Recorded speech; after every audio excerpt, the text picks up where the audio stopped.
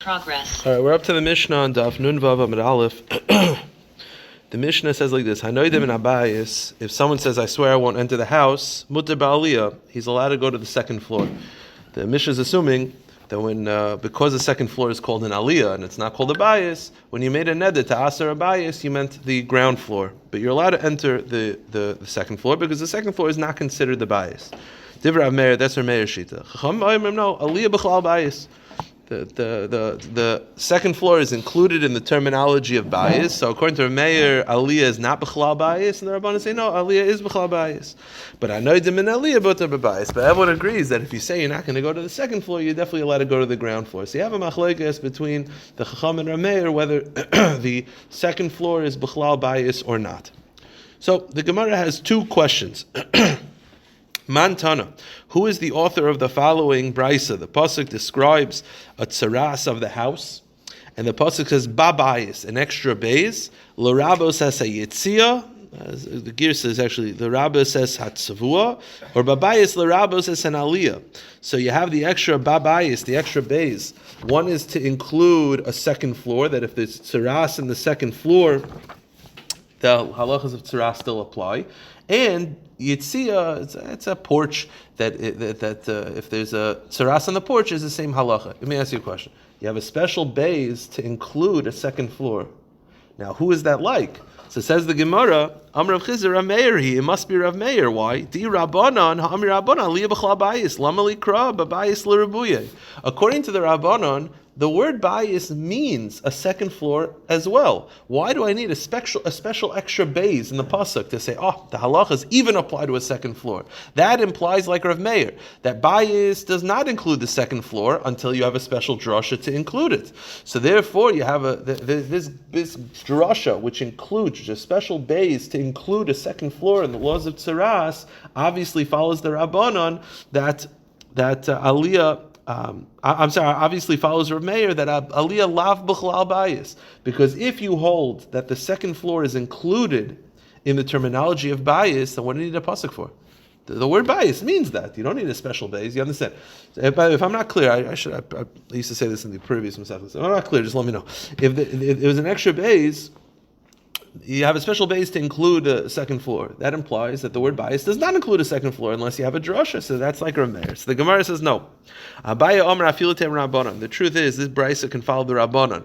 The Rabbanon hold that the word bayis includes the second floor. So what do you need a special drasha for by tsaras? The answer is, the reason why you need a special pasuk is a salka. You might think babayis eretz achuzaschem.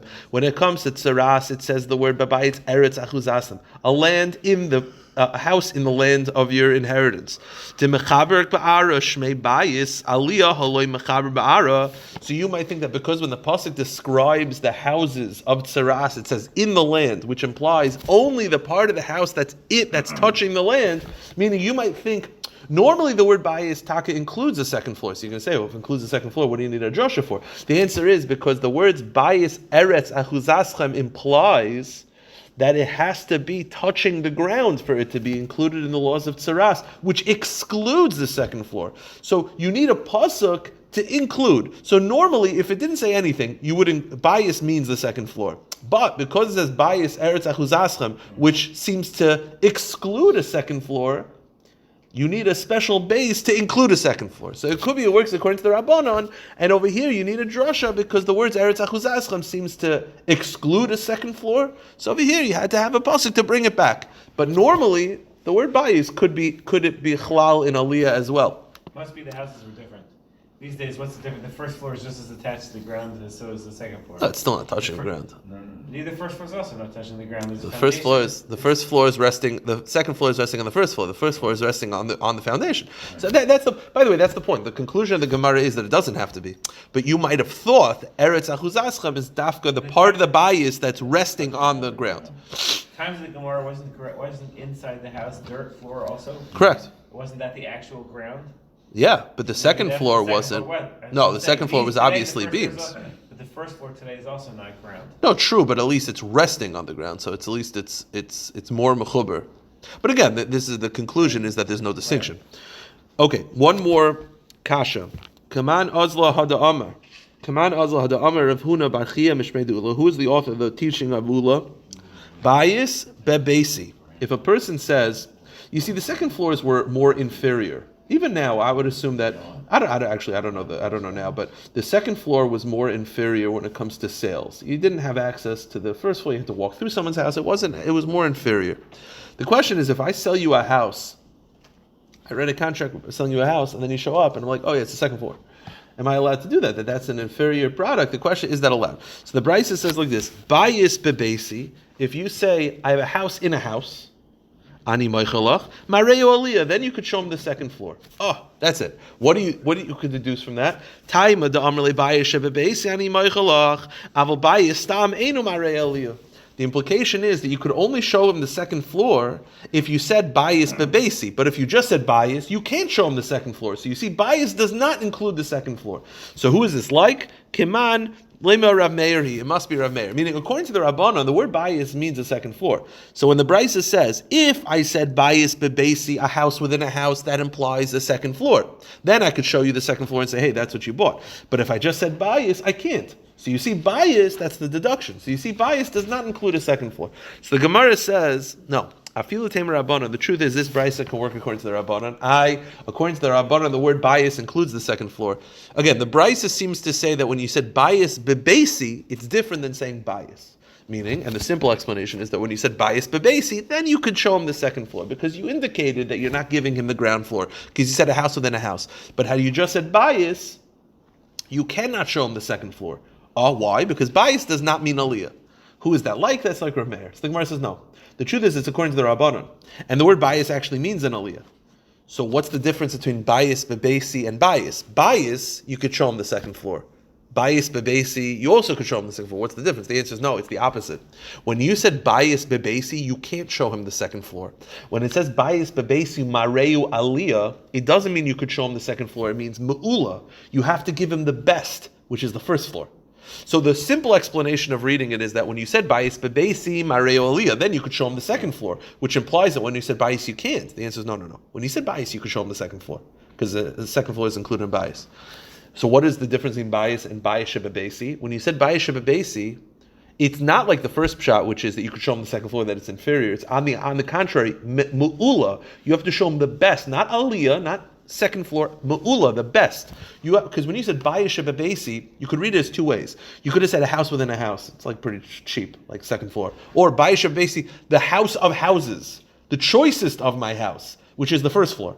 So Rabbanon, Afilutim Rabbanon, my Aliyah Mu'ula Shebebatim. Really, the Brisa can follow the Rabbanon. And when you said Bayis, you could show him the second floor. So what does it mean when you said Bayis Shebebesi Mareu Aliyah? It means that when you said Bayis Shebebesi Mareu Mu'ula, you have to show him the choicest, the nicest, which is the first floor. So according to the simple explanation, when you said Bayis Shebebesi, you could show him the second floor. Because you mean a house within a house. According to the Rabbanan, no. Bayis Shebebesi, Bayis means the second floor. Bayis Shebebesi means the choicest of my house, which is the first floor. So according to the way we're reading it now, you cannot show him the second floor when you say Bayis Shebebesi. You have to show him the first floor only. Okay. Weiter. Now, for this next Gemara, Art Scroll happens to have some pictures. I'll describe it, but I think everyone here has one. But it helps a little bit. Okay, the Mishnah says like this: Hanoidim and Amita. If someone swears that he will not sleep on a bed, mutter bedargish. You're allowed to sleep on a dargish. Now we're going to try to figure out what a dargish is exactly. The Gemara will describe it. Divramer. Chum say no. A dargish is considered a bed. So you have a machlokes whether a dargish is considered a bed, and if you aser beds, can you sleep on a dargish?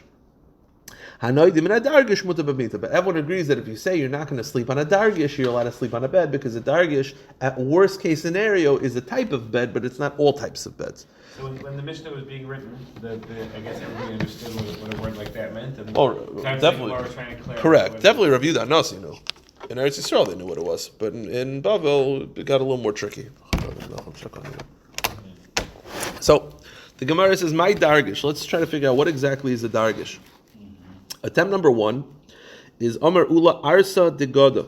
So the way the Rosh explains, it was a house, it was a bed for good mazel. It was like a Kishish Elio. They would put a bed aside as good mazel.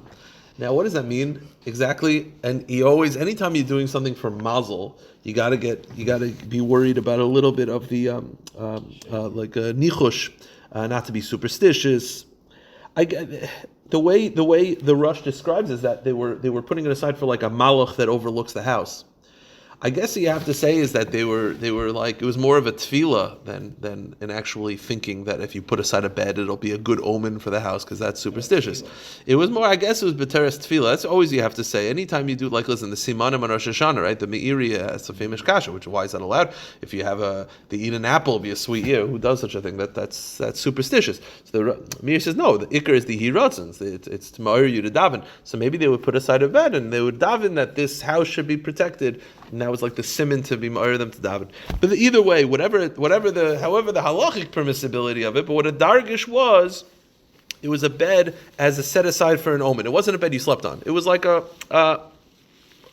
not ornamental, like a ceremonial bed. Okay, here's the problem. And then, so hence there's a machlokes of whether that's considered a bed that you're not allowed to lay on in the Mishnah. Here's the problem. Amrle Rabban L'Ula Haditanan Kishen Mevarin Oisai Kola on Mesubim Ala Aret Vumesav Ala Dargish. The kasha is like this. The Mishnah. Where is this? This is in Sanhedrin. And Ma'ikatan, I'm sorry.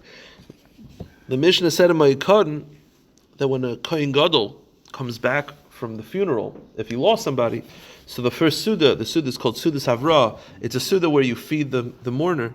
So it says the Mishnah, everyone sits on the floor and he sits on a dargish. Now, wait a minute. If you're telling me a dargish is a bed that's set aside for good omens, you're telling me that the ovel, the first meal he eats, is on that bed? That doesn't make sense. If you tell me the bed, it's a separate type of bed. If you tell me it's a shvacha type of bed, it's a bed they didn't normally sit on. Okay, fine. But if you tell me it's like a skula bed, so you're telling me that the whole year he doesn't sit on it, but the first time he comes back from burying his loved ones, that's when he sits on a dargish. That doesn't make any sense.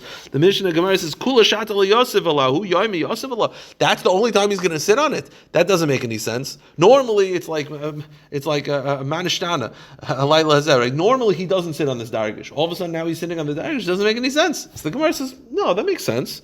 The Gemara says, "Wait a minute. Maybe have a basar v'yayin." Think about it. It's like meat and wine. Right? Throughout the year, does the Kohen Gadol or any mourner, does he normally have to eat meat or drink wine? You could eat meat. You don't have to eat meat. It's an option. But the halacha was that they would give the Kohen Gadol the first meal. They would give him meat and wine to comfort him. Meaning, the purpose of that Suda is to comfort him. So maybe Itaka makes sense that they would sit him on that bed as a sign for good mazel to come. So you thought it would be strange that he's going to sit on this bed for the first time. The answer is no, dafka. You give him meat, even though he doesn't necessarily normally always eat meat. Why? Because you want to comfort him and be mechazik him. Maybe that's the very reason why he sits on the dargish. So that's not a good taina. So Gemara says, okay, you're right. Fine. That doesn't bother us. But let's go with kasha number 2. Again, we're saying right now that a dargish is a regular bed that they just happen to not use because it was set aside for a malach or whatever, like a kisa shaliyo. Here's the problem. We thought that was the kasha. That was not a good kasha. Maskula ravina. Ella ha kasha. This is my kasha. The Tanya, dargish loy haya kaifeyu ela zoikfai. The halacha was that when in Avil during Shiva they would overturn all the beds. They would turn them all upside down to show that their whole lives are turned upside down. Which is not, we're not going to do that anymore. But the halacha was they didn't turn over a dargish. Now here's the kasha. I don't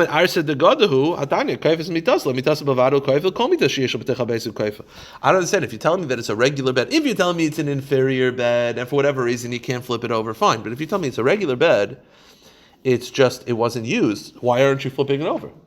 If it's a full-fledged bed, why aren't you flipping it over? You're supposed to flip over all the beds of the house. You mean even if it's just like kisa shalio, it should still be... That's the Gemara assumes. If you tell me it's an inferior bed that you can't flip over because it'll break, okay, fine, shine. But you tell me it's a regular bed, then why aren't you flipping it over? That's the kasha. So the Gemara answers that too is not a good kasha because it's what Shimi is being ma'ar. Eloha kasha, haloi kasha. Go to the next page.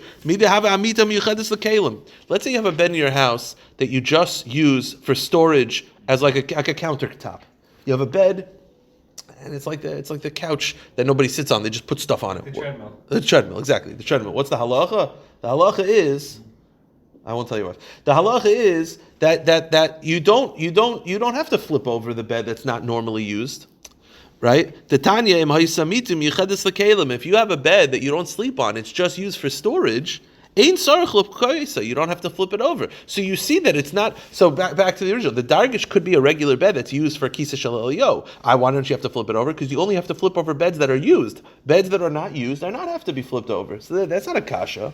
So Gemara says, fine. Eli kasha kasha. Fine. Okay. Good taina. This is why it can't be a dargish. Can't be a kisa shel elio. The tanya Rav Shimon Omer dargish mater karvitav v'hunaifel me'elav. Rav Shimon used to say that as an ovel, that mater karvitav, that he would say about a dargish. If the pictures help a little bit, we'll see the pictures in the art scroll. It's number 5. Rav Shimon Gamliel used to say that a dargish mater karfisav. This is this is regarding an oval. We talked about whether he has to flip it over. Rav Shimon Gamliel shita is you don't have to flip it over. What you have to do is you have to untie it, meaning you untie the loops, and the mattress just falls down. Mater karfisav. Marta kavita v'unayf me'elo. That's what Shmuel said. Now let me ask you a question. The average bed was not made of loops, meaning it implies that this bed was made differently than the average bed. The average bed was tied together. You couldn't just pull a loop and it fell down. So it shows you that it's not a regular bed that was set aside for Elio Navi. It can't be because it was made differently. It was made with loops. Now it happens to be if you look, I'll hold it up just for anyone who doesn't have it. This is what evidently it looked like, which is not like the average bed. In number 9, they have a picture of what the average bed looked like. You see number 5 to number 9, it's not the same. So the Gemara is saying it can't be that a dargish is a regular bed because it was made with loops, which was not normal. So the Gemara says, okay. Kiyasa Ravin Omar, Shilti Lahumir Rabbanon. I asked the Rabbanon Rav Tachlifa bar Marava Shmaya, and his name was Rav Tachlifa bar Marava. Tavashchich b'shugat tzaloi, because he would hang out and work in the leather market. Amar li, my dargish arsa ditzaloi. He said it's a leather bed, and it was made with loops. So meaning a dargish is not in a bed that was set aside for Eliyah Navi. It was an inferior bed made of leather. Maybe it was more comfortable, but it was not as durable, and therefore you don't have to flip it over because it wouldn't be able. Apparently, if you flipped it over, it would break. But it's not because it wasn't used. It was used. It's just if you flipped it over, it breaks. So what do? You pull the loops and it falls down. Okay. Itmar, Ezu mita ve'ezu dargish. The Brisa similarly explains what's the difference between a bed and what's a dargish. Amar Rav Yirmiyah, mita mesargen ois al gaba, dargish mesargen ois megufa. A dargish, you put the loops are inside the frame, and a regular bed, it's ropes around the frame. Again, if you look in number 6 in the article, they have good pictures. The average bed they would have ropes that would go latch around the bed frame. That's the average bed. It's more durable, it's stronger. A dargish are loops through the bed frame. Okay, so here's the problem. You're telling me that the average bed, it's wrapped on top of the frame. And the dargish, it's through the frame. Here's the issue. I'll tell you it outside and we'll see it inside. The halacha is that when a vessel is able to become tameh is when it's finished. So the halacha was, when is a regular bed finished? So the Gemara says when they would polish the wood. They would take fish skin. That was like what do you call it? What do you do? Ari uses his hands. What's it called? Sanding. Oh. So when you sand the wood, that was the finishing product. Here's the problem: if you're telling me that they wrap the ropes around the wood, why are you finishing the wood if you're not seeing it anyway? Meaning, it says that they would sand and finish the wood. That implies that the wood was visible. If you're telling me that they would wrap ropes around the wood already didn't look great anyway. It doesn't make sense. Meaning, the very fact that they're going through such a tircha of sanding the wood implies that the ropes did not go over the wood. It's a kasha of how they made beds. Meis, we have a kasha. You're telling me that the ropes are wrapped around the boards, but kli eitz me'emes mekabel tumah. When does the wooden utensil become tameh? When it's finished. And when is it finished? Hamita, a bed, ba'arsa, a crib, misha yishufim ba'aradog. It's when they're sanded with fish skin for a smooth finish. So what do you see? The imita mistageres al gaba. And if you're telling me that they wrap the ropes around the bed frame, lama lishifas aradog. Why would you go through the terech of sanding it if it's just going to be covered up anyway by ropes? So the Gemara says you're right. Okay, hava hamagufan, you're right. The truth is, all types of bed, it was never wrapped on top. It was wrapped through. What's the difference between a bed and a dargish? Mita olu ve'apik bibizyune. The ropes, by a regular bed, it was used ropes that were pulled through. And dargish ulu ve'apik babakta. And by dargish, it was leather and it was using loops. Okay, so that was the difference. Fine. Amar of Yaakov Baracha Amar Rabbi Mita Shenakliteh Yaitz. One more picture that'll help. It looks like a tent. Art scholars, one more picture. This helps. If you have this bed, the halacha is Zoikfa V'dayai. We said before that an oval turns the beds over. Now this bed you can't turn over because it just won't stand. So for that you stand it on its side. You don't turn the bed over. You stand it on its side. Obviously, when you're ready to sleep, you put it back. But when you're done sleeping, you don't turn it over because if you turn it over, it'll break. So you do is you stand it on its side, v'dayai, and that's all you have to do because you can't turn it over. Amar Yaakov Aridim, Rav Shimon ben Levi, halacha Shimon Gamliel, the halacha of Al Shimon Gamliel, that by a dargish you don't turn it over, you just untie the straps and the leather falls down. Okay, one more sugya. Hanoidim in a ear. If you swear you're not going to enter a city, mutali kanes l'tchuma. You're allowed to go to the Tchum. The Tchum is 2,000 miles boundary outside of the city. You're allowed to enter the Tchum of the city, meaning the Tchum of the city is not considered the city proper. So if you swear you're not going to enter New York, you're allowed to enter the outskirts, the 2,000 amas outside of New York City. But you're not going to allow to enter the Iber. The Iber is 70 amos. The halacha is that when you have a city, you have the Tchum, which is 2,000 amas, but then right outside of the city, the first 70 amas is considered Iber. It's considered part of the city, but out of the city. It's like the door frame, so to speak.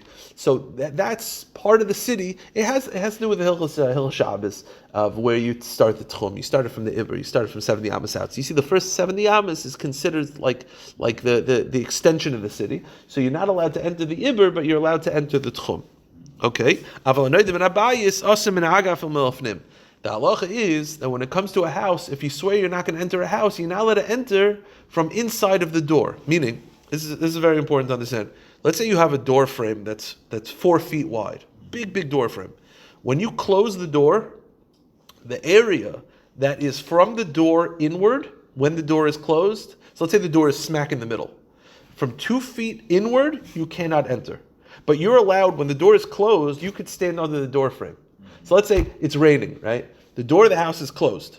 You swore you wouldn't enter the door, but it's a super wide door frame. You could stand under the door frame to avoid the rain, whatever. Because the door is closed, even though it's under the door frame, that's not considered the house. So from the door inward is the house, door outward not the house, even if it's still under the door frame.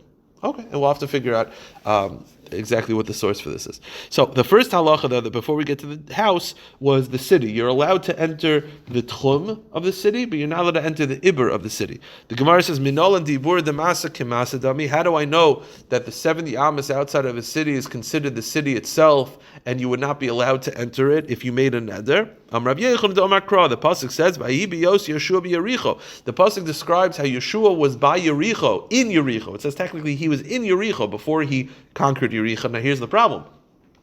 How are you in a city before you conquer it? Especially Yericho, which was solidified with walls. So how could it say that Yeshua was in the city when he was not yet in the city? But my Yericho, even Yericho mamish, if you mean he was in the city, Yericho sogeres and musugeres. Yericho was covered up by walls and it was solid and fortified. So how could it say that Yeshua was in the city? The answer is Yeshua was within 70 amos of the city. So you see that within 70 amos of the city is considered the city as well in halacha. Ella shmamina bi'iburoi. So you see that Yeshua, when it says Yeshua was in Yericho, it doesn't mean he was actually in Yericho, it means he was within 70 amos of Yericho. Oh, so you see how 70 amos is considered the city. So take it a step further. Maybe you should extend it and say the tchum of the city is also considered the city. Why are you saying just the Iber? Go further and say the tchum as well. Maybe the tchum of the city is also considered the city. The answer is Haksiv b'tchuma, no, because regarding the tchum it says Umadoisam mechutz la'ir. You should measure from outside of the city. So the pasuk specifically calls the tchum outside of the city. So the tchum is out, but the iber is in. Okay. Last halacha was that we said when it comes to a house, from the door outward is outside of the house, even if it's within the door frame. The Gemara says, Al ma'agav ulchutz loy. from the door outward is not considered the house, even if it's under the door frame. Fine, that's fair, by the way. I would understand that if you forget about a source, if I were to ask you what's considered the house, you'll say, well, the door out is out of the house. You're still under the frame. Yeah, but I'm not inside the house. The door is the entrance. Here's the problem. It has to do with Hilchos Shabbos. Erevin also. Major stuff in Erevin. Now here's the kasha. I'll just tell you outside the kasha and then we'll see it inside. The halacha is that when a kohen was going to check out the tzaras of a house, the halacha is he goes to the house, sees that it's tzaras, leaves the house and closes the door and says, contaminated, whatever, comes back in a week. Now the halacha was that he has to specifically close the door from right outside of the house. Meaning, let's say there's a giant rope and he wants to leave and then pull the door closed from 10 miles away. L'chachila, you're not supposed to do that. So says the Gemara, and you'll see why this is negeya for standing under the door frame. Masiv Rav Mari, v'yetze hakohen min habayis. The kohen is supposed to leave the house, then close the door and deem it, tzaras. Yachal yelech lebeisa v'yazger. You might think that the kohen could go to his house with a giant rope and then from his house, like cartoonishly, pull the door closed. Talmud Pesach habayis. He has to close the door at the entrance. So if he's supposed to close the door, you might think he should be allowed to stand under the door frame and close it. The halacha is, by the way, I'll finish the brisa, but that's the kasha. The kasha is, if you're telling me from the door frame, from the door closed, even though you're under the door frame, you're considered out of the house, then how come the kohen can't close the door from there? Meaning, if there's a wide door frame, he's not allowed to stand under the door frame and close the door. He has to be outside of the door frame and then close the door. Why? So you see that under the door frame is considered babayis. So that's not like what we're saying. Now so that's the kasha. Now before we address the answer, the Gemara is just going to finish the brisa. Hakeitzad, how should he do it?